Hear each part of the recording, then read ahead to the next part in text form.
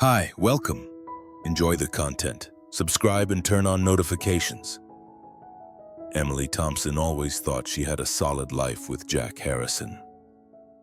He was the kind of man who gave off a sense of security, respected businessman, quiet and dependable, someone who rarely let daily chaos rattle him. Their marriage had been going for several years now, and to everyone else it looked stable. Jack traveled for work often, but Emily saw that as just part of the life they'd built together.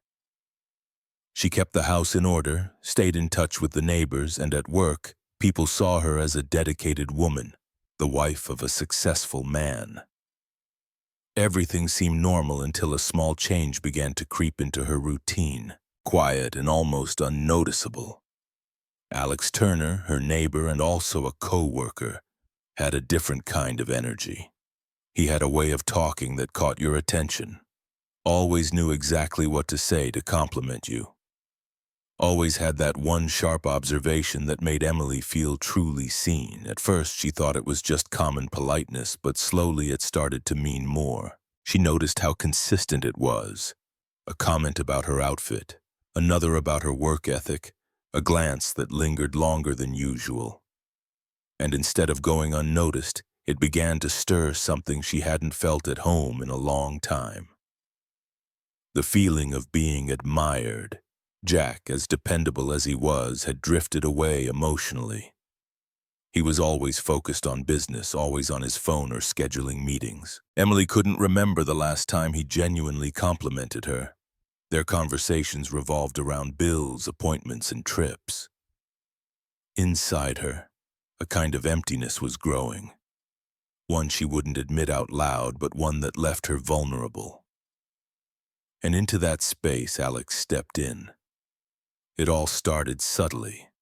In the office hallways, when they passed each other, Alex made it a point to stop and say something that would make her smile for the rest of the day. Sometimes it was just a short sentence, but full of attention. Other times it was a joke that let her forget for a moment the weight of her routine. In the neighborhood, when neighbors gathered for small get-togethers, Alex always found a way to pull her into a conversation, like he could create a private world even in the middle of a crowd. Emily tried to set boundaries in her mind. She reminded herself she was married, that her life was already built, that this was nothing more than a closer friendship. But her feelings didn't follow her logic. With every casual encounter, she felt a little spark of anticipation, a nervous flutter in her stomach that mixed with guilt. No matter how much she told herself it wouldn't make sense to give in, the truth was something was already happening, even without a single touch. Alex seemed to know exactly where to aim. He never came on too strong, never crossed the line in an obvious way. The secret was in the balance. He was always there, always attentive, but careful not to let anyone else notice.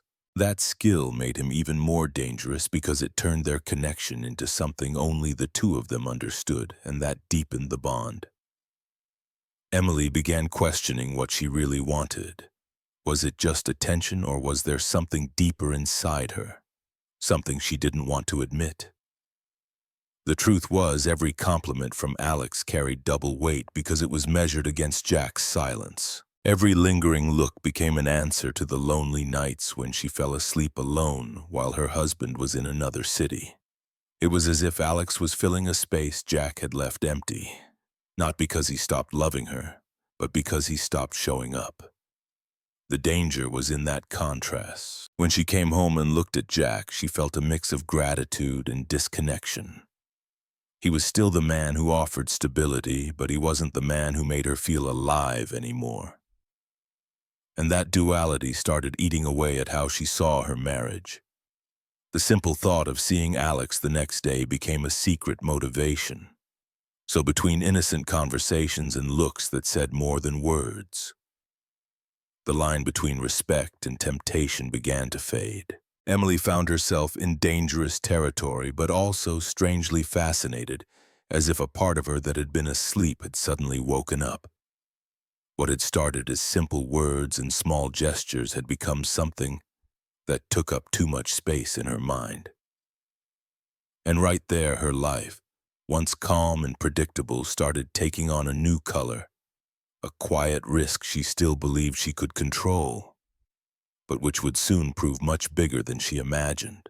The first kiss happened on an ordinary night after a meeting that seemed to drag on forever. The office was nearly empty and Emily was getting ready to leave when Alex called her over to go over a detail in a report. It was quick, unexpected, but full of a desire that had been building for weeks. Emily was stunned for a few seconds, shocked by his boldness, and even more shocked that she'd responded without hesitation. What had been silent tension turned into a moment that couldn't be erased. On the way home, she could still feel her lips burning and her heart racing like she'd crossed a border she'd always believed was uncrossable. After that day, the meetings became inevitable. There were no big plans at first, just the coincidence of being in the same place at the right time. A coffee break that stretched too long, a light touch on the arm that looked innocent to anyone watching, but meant so much more to them. With each new moment, the sense of danger grew, and that made everything even more thrilling. Emily found herself getting deeper in, like a part of her had woken up after years of silence. The meetings escalated quickly. Whenever Jack traveled, Alex would show up casually, always with a ready excuse if anyone asked. At first, Emily resisted the idea of bringing him to her house, but the familiarity and trust they'd built broke that barrier down. The bedroom they shared, the most protected space of their marriage, became the stage for secret moments. The simple act of lying in the same bed she shared with her husband while being with another man carried a huge weight. But the intensity of the experience drowned out any guilt trying to surface. The contrast between the two worlds became more obvious every day. During the day, Emily played the role of the devoted wife, managed the house, and listened to Jack's formal conversations, always about business. At night or on weekends when Jack was away, she gave herself over to the fire of a hidden relationship that made her feel discerned, alive, and free. It was like there were two versions of her, the respectable wife everyone knew and the passionate lover living in secret. She tried to convince herself she still loved Jack. She told herself the marriage remained intact because despite everything, there was still respect and consideration. But in her heart, there was no room left for certainty. The truth was, even as she tried to set limits, being with Alex became addictive. He knew how to compliment her, how to make her laugh, how to awaken a side of her life that had seemed forgotten. It was more than physical desire. It was the feeling of being seen and valued. With each of Jack's trips, Emily felt less guilty. The meetings that once felt risky became part of her routine. The secret wasn't just a betrayal anymore. It had become a way of life she'd embraced without realizing it. Still, in quiet moments alone, she'd reflect on the path she was on. She'd wonder how long she could keep up the act, how long she could live a double life without everything coming out. But as soon as Alex sent a message or showed up at her door, all doubts vanished, and she gave in again to the storm he brought. The excuses she made to herself were flimsy but convincing enough to quiet her conscience. She told herself she needed this to fill the emptiness Jack had left, that it was just a way to feel alive again, that she could keep it all secret without consequences. But every lie told to Jack, every made-up excuse added weight to a growing web of deception. What had started as a single slip had turned into a pattern. Emily knew full well she was crossing a line that was getting more dangerous, but the desire to stay in this game of passion was stronger than any fear. The double life, which had seemed impossible at first, now felt natural. She didn't realize that while she thought she was in control, someone was watching her every move, waiting for the right moment to act. The day everything collapsed came without warning. Emily was with Alex in the bedroom when she heard the doorknob turn. The sound was short, confident, like someone opening their own home with no hesitation. Jack walked in. He stopped in the doorway, looked for a second, and didn't need to ask anything. The scene spoke for itself. Emily pulled the sheet up out of reflex. Alex scrambled for his shirt at the foot of the bed. Jack locked eyes with both of them and broke the silence with a simple sentence that sounded like a verdict. "Both of you outside." Without raising his voice, he walked to the closet, took out Emily's robe and laid it on the bed. "Put this on." He turned to Alex. "Your clothes are on the floor. You go first." Alex opened his mouth to explain, but Jack raised his hand, signaling silence with a quick gesture. There was no room for words. It was clear this conversation wouldn't happen here. Alex gathered his clothes in a hurry, avoiding Jack's gaze. Emily stood up, tied the robe, and felt the weight of the fabric remind her she was at home, in her room, yet completely exposed like she was on a stage she never chose. As Alex walked through the living room, Jack pointed to the door. "Out the back and don't come back." Alex walked down the hall and disappeared. Jack then turned to Emily. He stood firm like he'd rehearsed every word so none would be a pointless attack. "Your ring." He held out his open hand, waiting. Emily looked at the ring for a moment as if memories were glued to her finger. She carefully took it off and placed it in his palm. He closed his fingers without looking at it. "Now the keys." She obeyed, took the keychain from the side table and handed it over. He removed the house key, put it in his pocket, and gave the others back. "Phone." Emily handed it over. Jack checked the screen, turned off the home Wi-Fi on her phone, typed in a code, and returned it. "You're leaving through the front door. I'll lock up behind you." She tried to form a sentence. She wanted to say it was a mistake, that she could explain that there was still something worth saving. His face stayed blank, not from coldness but from control. This wasn't about yelling. He was here to make a decision. Put on a coat. He opened the closet in the living room, took out a long coat, and handed it to her. "You're leaving now." When the front door opened to the street, the neighbors reacted almost instantly. Doors cracked open, curtains moved, whispers spread. The couple from number 14 stopped talking on the sidewalk. The woman with the golden retriever held her dog tighter, staring with poorly hidden shock. The image of Emily wearing a robe under a coat, hair hastily tied up, instantly became neighborhood news. Jack stayed in the doorway, keeping his distance. The message was clear. The house now had new boundaries, and he was the guardian. Alex, who had been waiting near the side fence, risked calling her name. Before she could respond, Jack spoke clearly. "You go home. You don't step on this property today." Alex hesitated, gathered what dignity he could, and headed for the gate.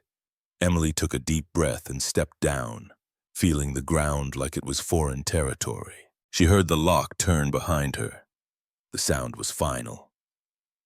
Right there, in the middle of public embarrassment, a small story was born, one Emily would remember for a long time. Margaret Hayes, the elderly neighbor who always offered cake in the afternoons, came out with a brown coat over her arm and a look of pity that didn't humiliate, but didn't soften anything either. "Want some water?" she asked sincerely. Emily nodded in thanks, and for a moment she thought she might collapse into Margaret's arms, looking for shelter. Instead, Margaret put the coat over Emily's, squeezed her shoulders, and whispered, "Don't argue with him now.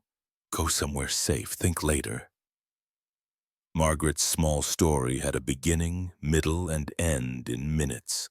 She showed up, offered care, and stepped back without judgment, leaving a sentence that stuck in Emily's mind like advice from someone who had seen it all. But the street had other eyes. Sophia from number 9 was quietly filming with her phone low, half hidden behind the iron gate. Victor, the neighbor who treated his lawn like a temple, whispered something to his wife, who covered her mouth in shock. Some felt sorry for her. Others raised their eyebrows in disapproval, and many started building their own versions of what had happened. In that neighborhood, Reputations were built like high walls, and once cracked, the sound of the fall spread fast. Emily tried to speak to Jack again, still on the sidewalk, careful not to step into his space. "I need to get my things." He kept his calm gaze. "You'll come back later for what's yours. I won't touch anything. Today you leave." She swallowed the tears fighting their way up. In that moment, she knew any longer sentence would only make it worse. She pulled out her phone, opened a ride app, and confirmed the address of the nearest hotel. While waiting, she felt the weight of so many choices hardening on her shoulders. Alex reappeared a few feet away, clearly lost. "I can take you," he offered. Emily shook her head, not saying a word. He understood that being near her now would only make things worse. He walked away slowly, glancing back until he disappeared down the street. The ride arrived, a regular sedan. The driver looked at the scene with quiet curiosity, like someone who knows private lives sometimes spill out the front door. Emily got in, closed the door, and asked to go. In the rear-view mirror, she saw Jack still in the doorway, motionless like a marker dividing two eras. Inside the car, her hands trembled. She tried to make a quick plan: where to sleep, who to call, what to say at work if anyone asked why she was gone. Each question opened space for a memory. The first time Alex complimented her hairstyle, the first late-night message, the first excuse she told herself. And behind it all, the sharp image of Jack, silent, making decisions with firm control. That image hurt more than shouting ever could because it showed there was no loss of control. There was a clear choice. When the car turned the corner, Emily got a message. It was from Jack, short and direct. "Tonight you stay somewhere else. Tomorrow we'll talk about how to get your things." She felt a flash of relief that she wasn't being cut off from her belongings, mixed with a pain that scratched at her chest because the tone made it clear their relationship had changed. She rubbed her forehead, asked the driver to lower the air, and tried to breathe better.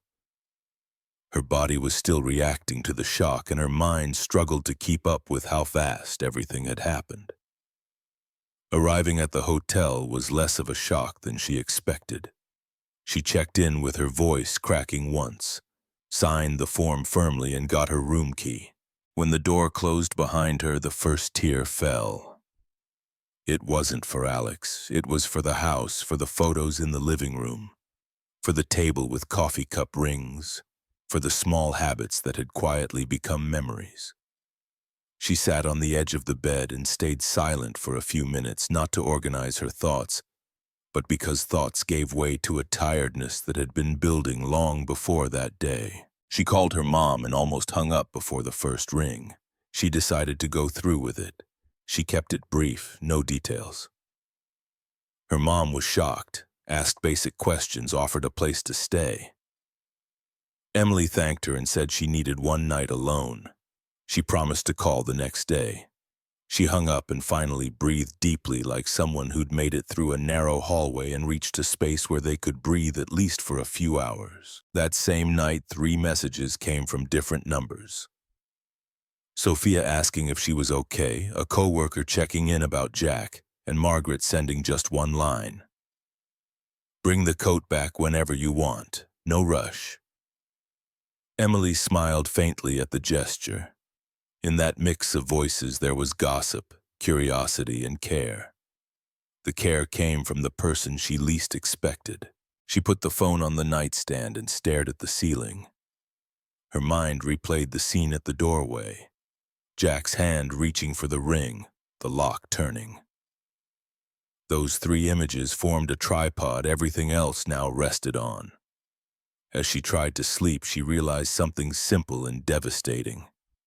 Jack had stepped out of the role of husband and into the role of someone managing consequences. There was no bargaining, no demand for explanations, no performance for an audience. He observed, made a decision, and carried it out. Outside, the street whispered. Inside, he redefined boundaries as calmly as someone signing a document. And that was what hurt most. The end of their romance didn't come in a fight. It came in management. Emily wrapped herself in the hotel blanket and closed her eyes. Her body gave in. The sound of doors closing in the hallway mixed with the echo of the lock in her mind, repeating over and over. It was the sound that separated before from after. The morning after the hotel, Emily received an email from a law office with a straightforward subject: initial separation actions. Inside was a simple schedule: time to retrieve belongings, a list of what each would keep, instructions about cards and accounts. Attached was a file with records she never imagined existed. Discrete photos of the affair, message timestamps, dates matched with Jack's trips. The report was signed by Rebecca Klein, a private investigator. The first page described the case's origin with a sentence that cut deeper than the images. Client noticed changes in routine and a drop in affection at home. Requested investigation after a neighbor reported unusual hours for co-worker Alex Turner. A neighbor had seen Alex lingering around the street during the early hours when Jack was away. Emily read that with a knot rising from her stomach to her throat. She remembered the day she opened the gate for Alex because he said he'd forgotten his coat in the car and asked to store it in the garage. The file showed nothing had been accidental. There was a second folder with simple direct contracts. Jack had already canceled joint cards and kept only the ones for her personal use. The house locks had been changed, but the email listed a safe time for her to collect clothes and personal items as long as she brought someone to accompany her. "Bring a friend or your mother," said the message from lawyer Michael Reed. "Mr. Harrison won't be there. Items will be sorted by room." Emily felt anger and a strange relief at the same time. Angry that her life was being organized by third parties. Relieved that nothing would be thrown out. Jack had chosen order over revenge. That same afternoon, Alex insisted on seeing her. He set up a meeting in a parking lot behind a distant cafe, swearing they could explain everything and that Jack would back down once he cooled off. Emily showed up. Alex spoke fast, like he was trying to save his own ego. He promised to fix everything with a common story about people giving into temptation and regretting it. This small story began and ended in 15 minutes. She listened, asked him to stop, posed one question. "Would you do for me what I just read Jack is doing?" and watched his confidence fade. Alex stammered, offered vague promises and shelter. Emily realized right then that the romance she thought was big fit entirely into the pocket of an excuse. She ended it, left without looking back. Her affair with Alex ended simply compared to the damage it caused. On the day set for collecting her things, Margaret Hayes was waiting outside. She didn't say much, just today. You take what's yours. Tomorrow you decide who you want to be. Margaret walked with her for a few minutes, not intruding. Inside the house, everything was labeled. Paintings they bought together were separated for future division. Emily's clothes were in boxes with her name. On the kitchen counter, a plain brown envelope. Back at the hotel, she opened the main file and found a document dated 2 months before the confrontation. Title: Vow Renewal Script and Guest List. It had Jack's notes about an intimate dinner, paid reservations, a draft speech thanking Emily for her patience with his travels, mention of a weekend he planned just for them. In plain letters, a sentence that shattered any excuse she still held. "I promise to be present, not just an organized absence." Right below the sharp turn, dates crossed out, reservations canceled, first transfer to the lawyer's office, proposal for a separation contract. In 2 pages, the arc of a heart that planned a celebration and in the same month planned a clean break. This was the twist that hurt Emily most because it showed Jack's silence had started with a dream of a fresh start and ended with a plan for a clean exit. Rebecca's file had a final note, a rare personal paragraph in a report. I noted the client maintained respectful conduct throughout the investigation. Twice I advised against confronting. He replied, I prefer proof over spectacle. The truth is enough. That explained the scene at the doorway, the hand reaching for the ring, the lock turning. Jack had chosen the path that best protected himself and in a way also protected Emily from the worst kind of scene. The plan was simple and just cruel enough. Gather proof, deliver it, step away. No calculated humiliation, no public exposure beyond what the neighborhood's gossip would create on its own. The months that followed were step by step. She returned Margaret's coat and brought a simple cake in thanks. Margaret shared a short story from her youth, a husband who failed, a second chance, a life rebuilt on two conditions, truth and therapy. Dignity is a daily choice, she said, wishing Emily peace to make better choices. This small story wasn't meant to excuse Emily. It was meant to remind her that life goes on and strong people rebuild by owning their actions. Meanwhile, the neighborhood wrote its own fable. Sophia stopped filming and weeks later knocked on the door of Emily's new apartment with an awkward apology. I spread it. I acted on impulse. I deleted the video. Emily accepted the apology without drama. The conversation lasted 5 minutes and ended with a short nod. Another small story closed. An audience recognized itself as an audience and stepped back. At work, the transfer placed Emily under a demanding but fair boss, Laura Bennett, who set clear goals and boundaries. Here, it's productivity and respect. Deal with the rest outside, she said on the first day. Emily threw herself into the new team, submitted reports on time, blocked Alex's contacts, changed passwords, switched her personal email, avoided side conversations. The demanding routine slowly gave way to a thin but real threat of stability. On the most exhausting nights, her eyes burned and guilt tried to surface. On some of those days, a bank transfer arrived with no name, always the same amount, the exact monthly cost of the health plan they'd shared. The lawyer explained, "He's covering it for 6 months. It's his decision. After that, you take over." Jack was paying for a kind of bridge so she could reach solid ground. He didn't ask for thanks. He just did it. The supermarket meeting happened by chance months later in the canned goods aisle. Jack came with a list in hand and a nearly empty cart. He saw Emily, lifted his chin in greeting and said, "Good afternoon, Emily."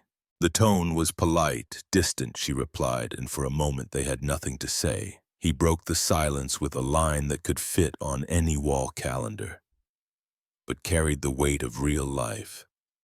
This all ends better when we stop telling versions and start telling truth. He put 2 cans in his cart, said, "Take care," and walked on. No moral lecture, no scolding, no sarcasm, just the reminder of the man who chose his own way out of the story without noise. That same night, Emily found an envelope from Michael Reed's office in her mailbag. Inside was the final agreement and an attachment she hadn't seen. A receipt from a florist dated before the investigation, paid by Jack for a dinner that never happened. Attached to the receipt was a printed draft of his vow renewal speech.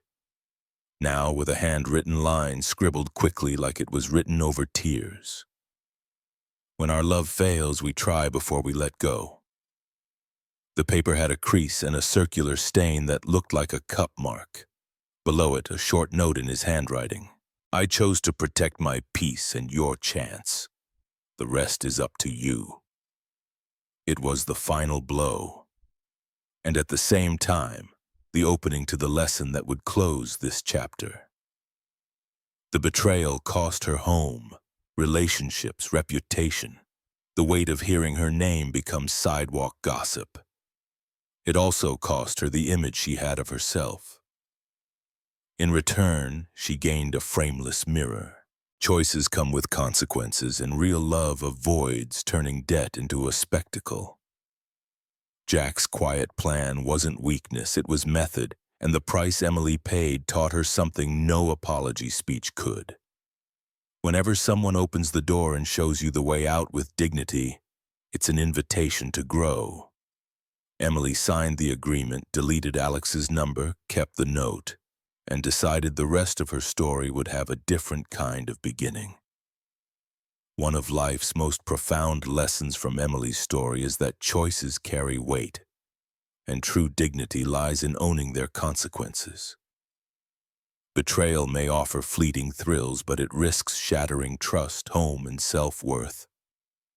Jack's response, calm, deliberate, and devoid of vengeance, shows that real strength is in protecting one's peace, while offering a chance for redemption. Emily's journey from temptation to loss reminds us that love demands presence, not just promises. Her pain, born from chasing fleeting validation, teaches us to seek authenticity over temporary highs. Every decision shapes our story, and rebuilding begins with honesty. This story resonates because it mirrors life's fragile balance between desire and duty. What lessons have you learned from moments of truth in your life? Share your thoughts in the comments below, and don't forget to subscribe and hit the notification bell for more heartfelt stories.